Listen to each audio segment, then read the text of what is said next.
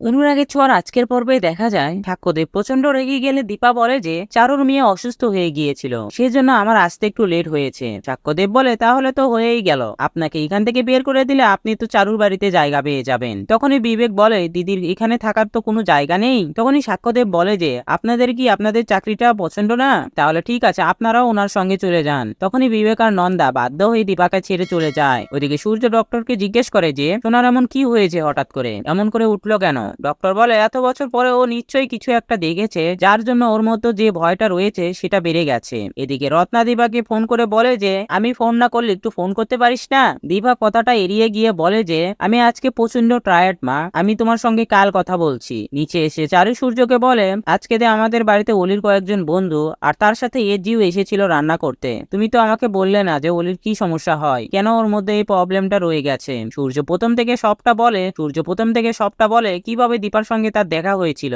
আবার একটা ভুল বোঝাবুঝির জন্য দীপার সঙ্গে তার দূরত্ব বেড়ে গিয়েছিল, তারপরে আবার সবকিছু ঠিক হয়ে গিয়েছিল। সূর্য জানায় যে শুধুমাত্র অলিমাকে ভালো রাখার জন্য আমি আমার ঘর পরিবার সবকিছু ছেড়ে এখানে পড়ে আছি। তাহলে এতগুলো বছর পরে এমন কি হয়ে গেল যে অলিমা এরকম রিয়াক্ট করলো? তখনই চারু বলে যে প্রথমবার অলি যখন আমাকে জড়িয়ে ধরে বলছিল তুমি আমার মা হবে, তখনই আমি ওর ভালোবাসায় পড়ে গিয়েছিলাম। আমার মধ্যে যে মামা ব্যাপারটা রয়েছে সেটা জেগে গিয়েছিল। আমি জানি সূর্য, আমি অলিকে সামলাতে পারবো আর তুমি আমাকে ভালো রাখতে পারবে। সূর্য বলে আমি কাউকে ভালো রাখতে পারিনি, আমার আর এক মেয়েকে আমি হারিয়ে ফেলেছি। ওইদিকে অলিমা ভাবে যে ওর মাই ওর জীবনের সব থেকে বড় শত্রু। তো বন্ধুরা, ভিডিওটি কেমন লাগলো কমেন্ট করে জানাও, আর এমন গসিপসে আপডেট পেতে আমাদের চ্যানেলটি সাবস্ক্রাইব করুন।